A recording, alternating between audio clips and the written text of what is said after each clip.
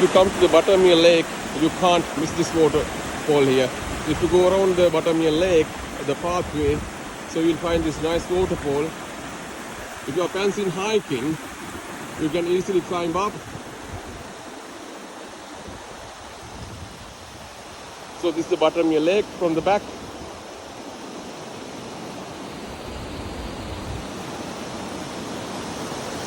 And this water stream is nicely flowing down and then blends with the Buttermere Lake. One of the nicest and cleanest waterfalls, and really nice one actually. I'm in the halfway through in the waterfall. We're going to go up.